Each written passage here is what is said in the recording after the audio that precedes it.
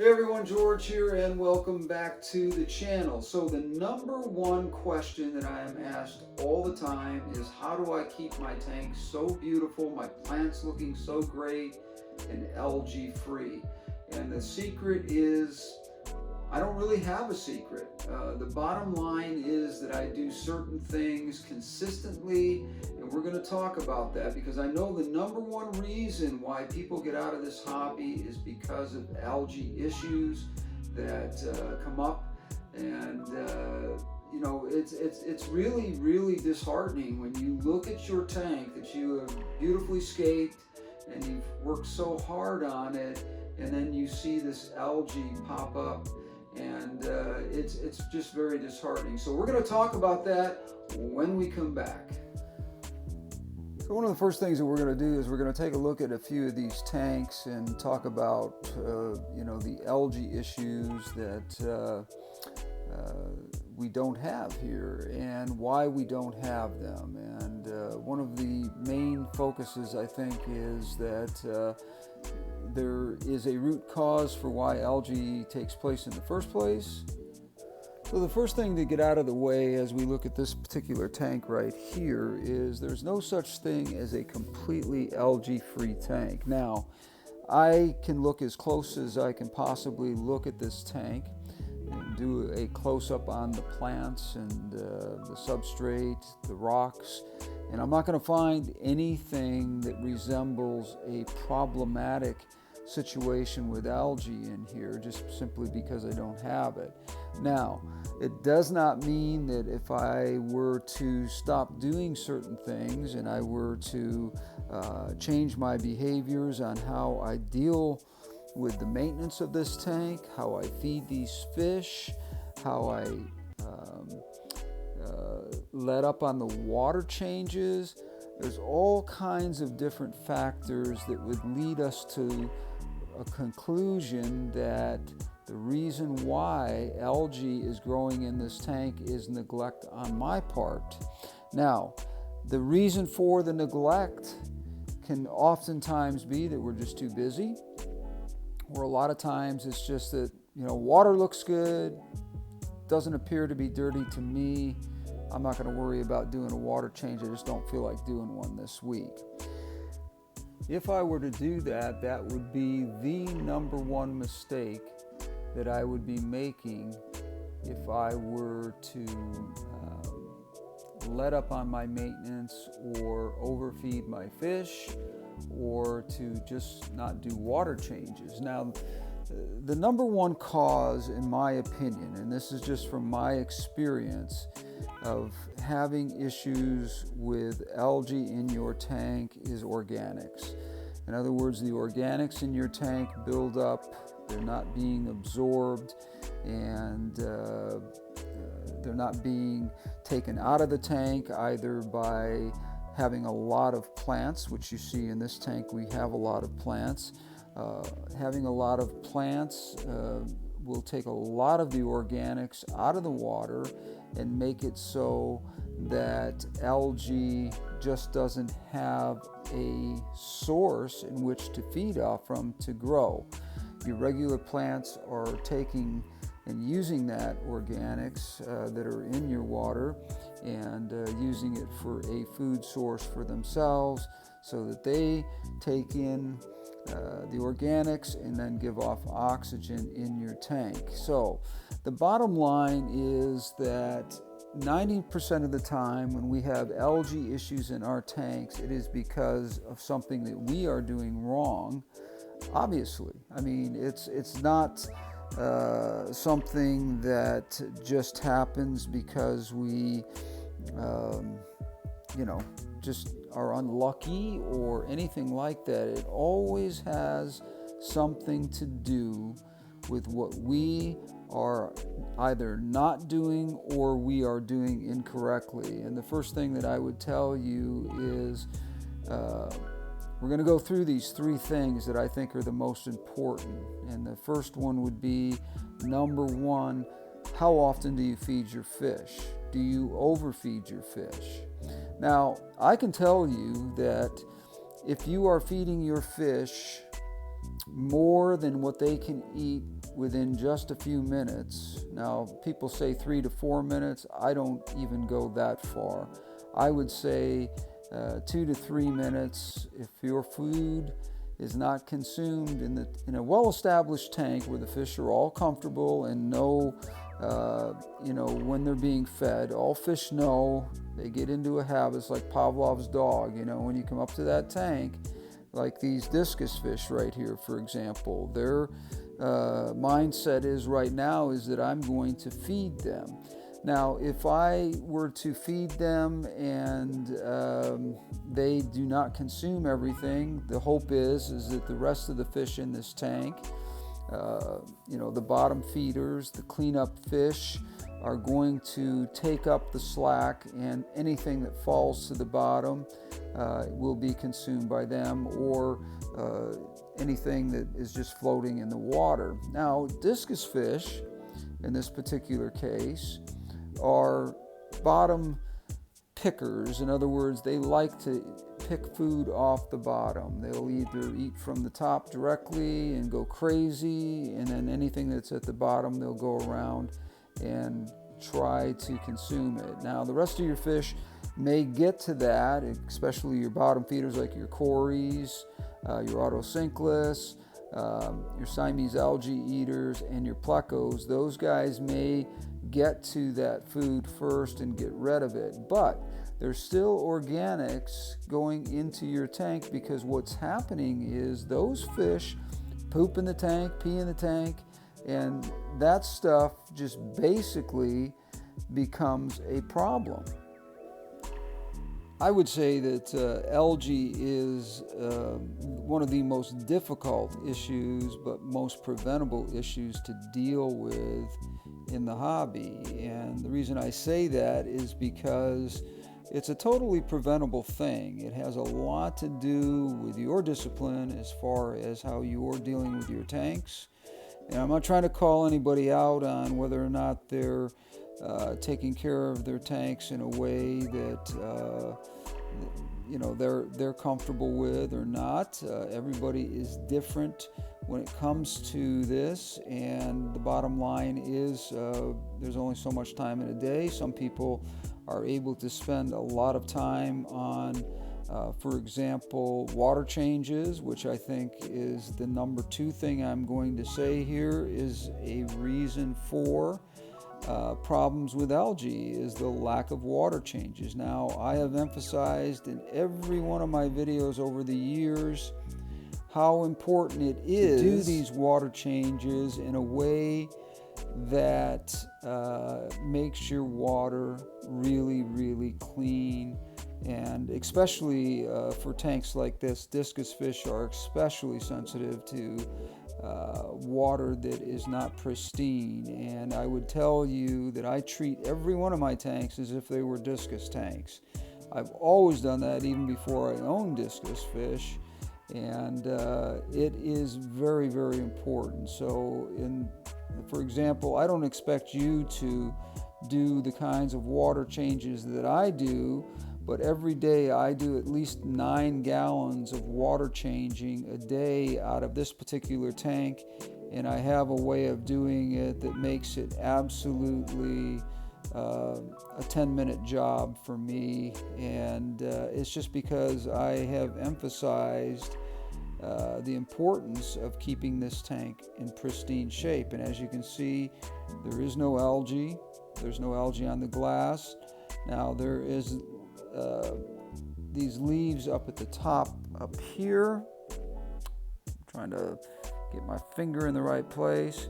It looks like that's algae. That's actually just a reflection of the red color LED. That is not algae at all.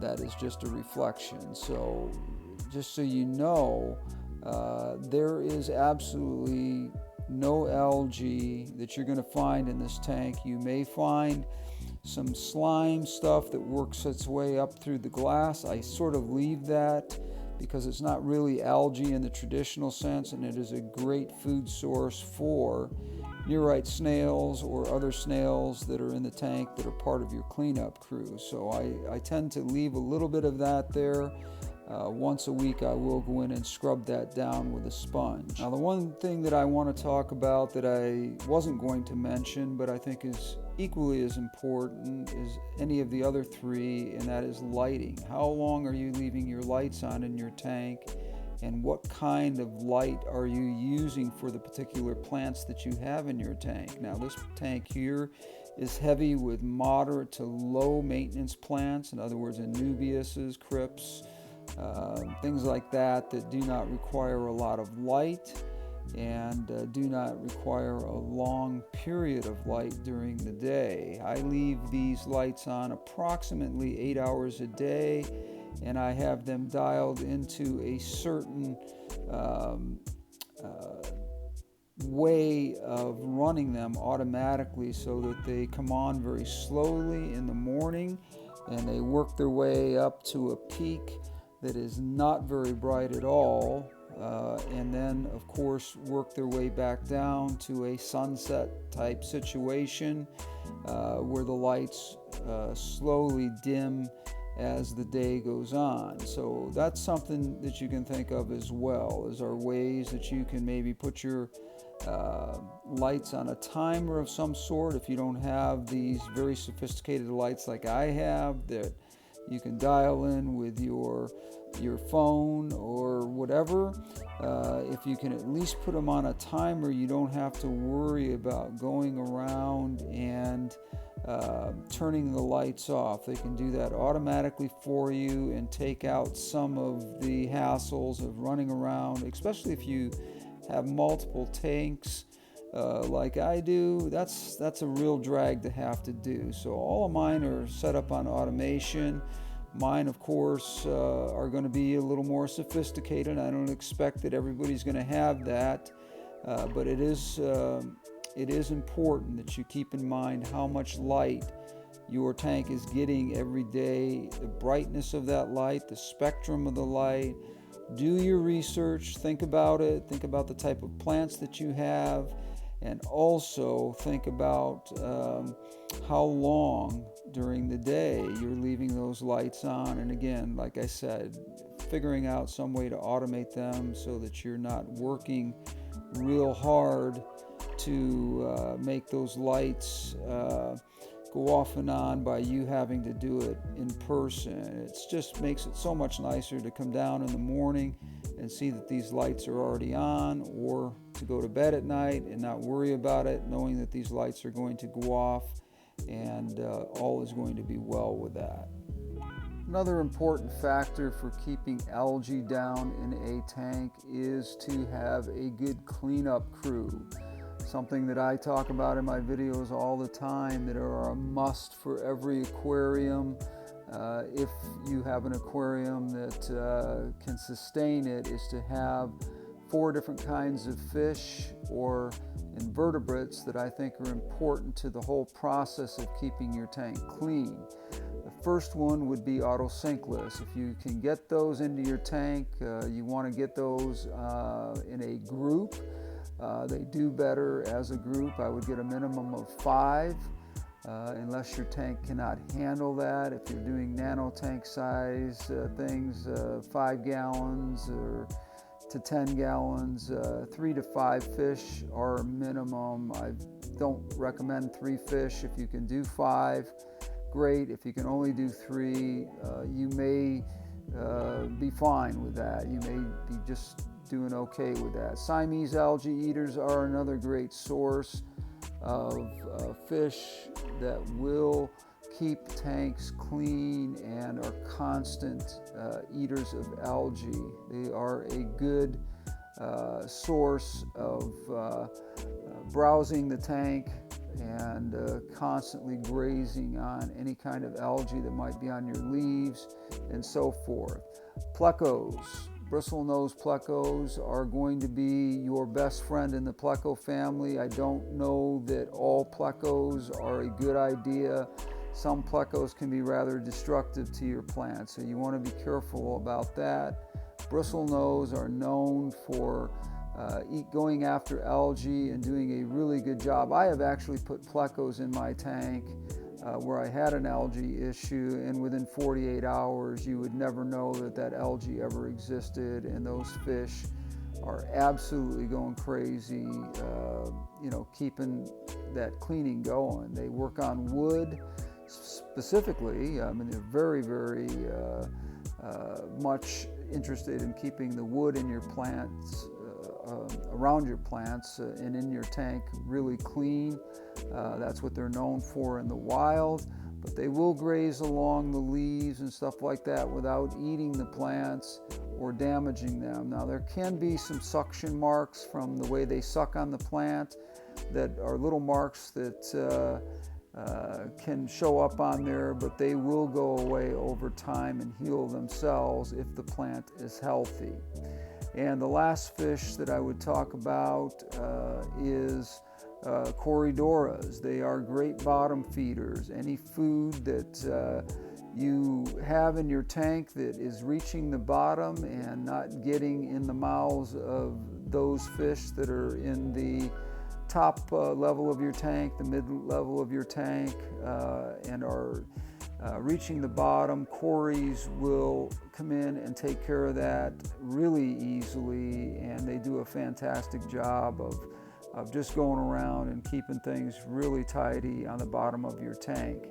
Now, the last thing I would say is nearite snails. I'm not particularly fond of nearite snails in the sense that they lay eggs all over the place, and they don't have a great life expectancy for some people, depending on how you're dealing with them. They really need clean water, number one, and number two, they really do not originate in fresh water. They do originate in more of a brackish type water, and that is where they find them. So nearite snails can be a good source for cleaning some of your plants and leaves off, and glass on your tank and so forth. But again, you got to be careful. Shrimp, another one. Those guys are great little cleaners, but if you have discus fish or larger fish, all they're going to be is a expensive meal for those fish. When we come back, we're going to talk a little bit more about the other reasons I believe algae take place in our tanks, and we're going to talk about some preventative measures to keep algae from ever taking hold. So as I said early on in this video, the number one reason, I think I said this in my intro, the number one reason why people get out of this hobby is because of algae. It can be a real drag if you let it get out of control. So let's talk about some of the things that we've already talked about that are preventative, that keep us from having to deal with algae in the first place. Now, I'm not going to say that you're going to be 100% algae free, because there is no guarantee of that, but I can guarantee you this, that I can keep you 80% algae free if you just follow some of the guidelines that I'm talking about here, and you are disciplined in the idea that these things are important enough for you, especially if you have multiple tanks. If you're somebody that has multiple tanks, then you are doing this as a hobby. You're not doing this just to have one fish tank that you look at. Now, if you are somebody that owns one fish tank and you still want it to look nice, pay attention to this, because this is just as important to you as it is for the guy that has 50 tanks. So let's talk about some of the things that we've already gone over that are preventative things to keep algae out of your tanks. The number one thing that I'm going to talk about is water changes. Water changes are so important. If you are not doing a 1/3 water change twice a week, you are not doing enough water changes in your tank. I don't care how many tanks you have. If you have one tank, or if you have 40 tanks, like I said, or anywhere in between, you have got to figure out a way to make a 1/4% water change twice a week possible for every single one of those tanks. Now, I would recommend that you do a 50% water change twice a week on any one of these tanks, but my expectation is that you're not going to have time to do that. As I said earlier, at that discus tank down there, I do 9 gallons a day out of that tank simply because discus fish require that you have pristine conditions for them to live in. And that has worked really, really well for me. And I don't go around doing that to all of my tanks. That's a special situation. But if I can do 9 gallons every day out of that tank, and it only takes me between 10 and 12 minutes to do it, you can do a third twice a week at 5 to 10 minutes and do it right. That is the number one thing, is the water changes. The second thing I would talk about that is most important is your feeding schedule and how much you are feeding your fish. If you are feeding your fish way too much, you're going to have organics that are going to build up into your water. They're not going to be able to be absorbed, and if you're not doing the water changes, as you can see, you're not taking the organics out of that water because you're not doing the water changes. So if you're doing the water changes and you are being careful about how much you are feeding your fish, feed your fish no more than what they can eat in 2 to 3 minutes. Anything that falls to the bottom, we're going to talk about that in a minute. There are ways of keeping that food and stuff from causing problems for you. Let me turn off this here so that we're not being bothered by the light from this. I'm sorry about that. That came on and I didn't know it was going to come on. Anyways, if you're letting food get to the bottom, we'll talk about how that happens and what you can do about that. But try to feed your fish no more than what they can eat in 2 to 3 minutes. People say 3 to 5 minutes. I disagree with that. I think 2 to 3 minutes is very important. Now, if you are going away and you're worried about it and you're having somebody come in and feed your fish, they're not going to do it right. If you think they are, you're delusional. They are going to overfeed your fish simply because they don't know what they're doing. Number one, they're not going to intentionally do it, but they're going to also think, well, if I give them a little bit more food, then the fish are going to be fine, and the owners are going to be really, really happy with me because they're not going to come home to dead fish. No, they're probably not going to come home to dead fish, but they're going to come home to an algae-ridden tank that's just a big freaking mess. So I would rather, if you're going away for 7 days, for example, on a trip, don't feed those fish at all. They will do just fine 1 week without eating. They really, really will. And I know that's something that may bother some people, the idea that your fish are not going to be fed for a full week while you're gone. But the bottom line is they do not require food as often as you think. So if you're going on a short trip like that, just don't hire anybody or have anybody come in and clean or feed your fish, because they're not going to do it properly in the first place. You're better off with them not doing it, and thus you don't have to do the water changes while you're gone either, because the organics are not being put into that tank, building up. And if you miss a couple of water changes, and you haven't been feeding those fish, that's going to be fine. The third thing is having a good cleanup crew. In other words, fish that are going to go around and work on nothing but keeping algae down in your tank. These fish are as follows. Number one, get some autocinclus. They're the best at it. They're the little green eating machines. If you have a 50-gallon tank, get between 12 and 15 of them. They do like to be in larger schools. Corridoras, they're going to go along the bottom and they're going to clean up any food that you may have gotten past the first and middle column and reaches the bottom. They're going to be that cleanup fish that goes along, and this is how they get fed basically, unless you're subsidizing them with other things, but this is how they get fed.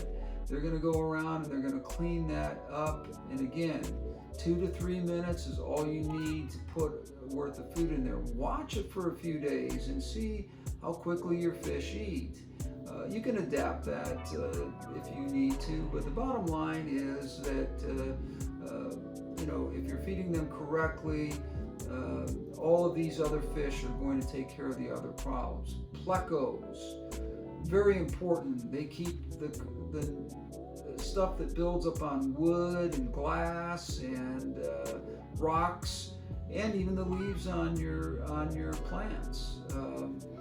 This is very important. Plecos, do not get anything except for bristlenose plecos if you're using them for this specific task, because other plecos will do a little bit of that, but they're not going to do the kind of job that a bristlenose pleco will do, and some plecos will even eat your plants up and make a mess out of your tank. So just be careful with that. But get yourself a bristlenose albino or a standard bristlenose pleco. Make sure you get it to the size of the tank that you have, and know that at some point this fish is probably going to outgrow your tank and you're going to have to remove it and rotate it with another fish. The other fish are Siamese algae eaters. Have 2 or 3 of those in a 50-gallon tank. These fish get bigger also, so be careful to know that when you put these in your tank that you're eventually going to have to rotate them out because they're going to get too big for that tank. But they are great grazers. They go along and they're constantly cleaning the leaves, landing on leaves, sitting there and working on keeping algae off those leaves. They're great little fish for that. Do not confuse them with Chinese algae eaters or the flying fox, because both of these fish can become nuisance fish. They are not good algae eaters in the sense that we're talking about here. I want to speed this up because I don't want to make this long. Shrimp and nearite snails are both invertebrates that are going to help you with keeping your leaves clean, your glass clean, your rocks clean, everything in your tank where they go. If there's algae there, they're going to eat it.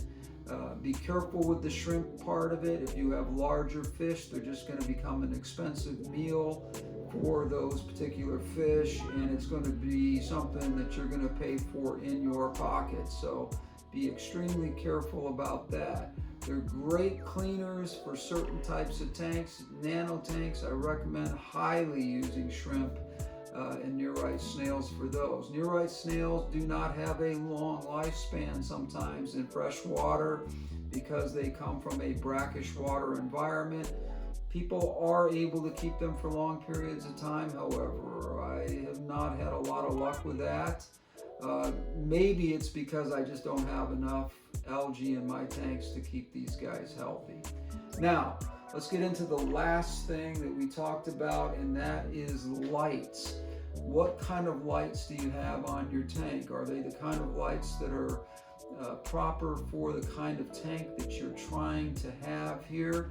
If you're trying to grow really expensive, colorful plants, then you're going to need lights that are intense.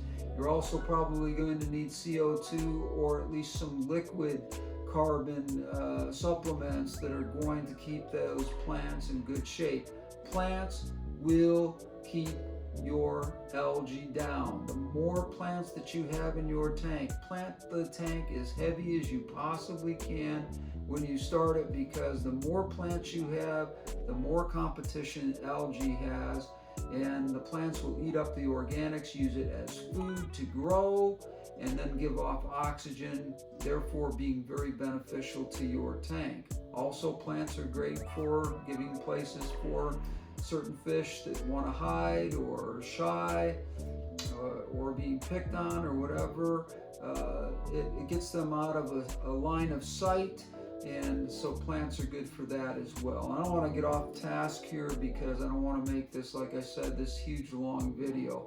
But if you do these things, as I've just talked about, you are going to find yourself in a way better situation than most people, but you have to be disciplined. If you're not disciplined enough to do this, or you don't have the resources to do this, I'm not going to tell you not to have a fish tank, but I am going to tell you that you are going to have algae issues, and it's going to drive you nuts, and it's likely to drive you out of the hobby long term because you're just going to get tired of it. So do all of these things that I talked about.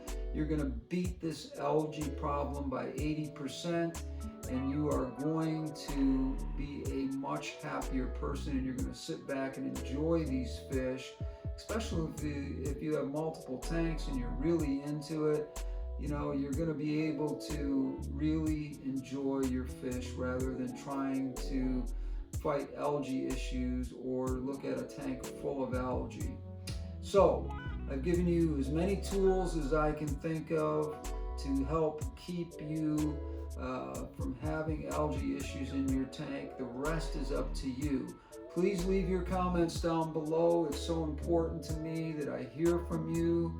And hit that like button. That like button helps this channel grow. It helps keep it in an algorithm that keeps people coming back. It's weird with my channel. I have some channel that gets thousands of hits, and then something important like this may get a few hundred hits. And then over time it gets a lot of hits, but you know, I would like to think that these are important enough issues so that we get a lot of people interested in watching this and keeping these kinds of issues front and center in this hobby. So hit that like button. Also subscribe. If you don't subscribe, there's no point in it, but please do. And share these videos with your friends that are also in the hobby, because they will benefit by these as well. Also hit that like button up at the top here, or not the like button, I'm sorry, this bell up at the top here, because this bell is important to let you know when a new video is out. You're going to be one of the first ones to see it. And also it gives you a notification so that if you can't watch it right away, it at least will alert you that that new video is out and you can watch it on your schedule. Thank you so much for joining me today. I hope this wasn't a real long video. I know sometimes I get really wordy, but this is an important subject, and I think it really deserved the amount of time that we gave to it. Thank you again for joining me today. We will see you on the next ones. Take care, stay healthy, be safe. We'll talk to you again soon.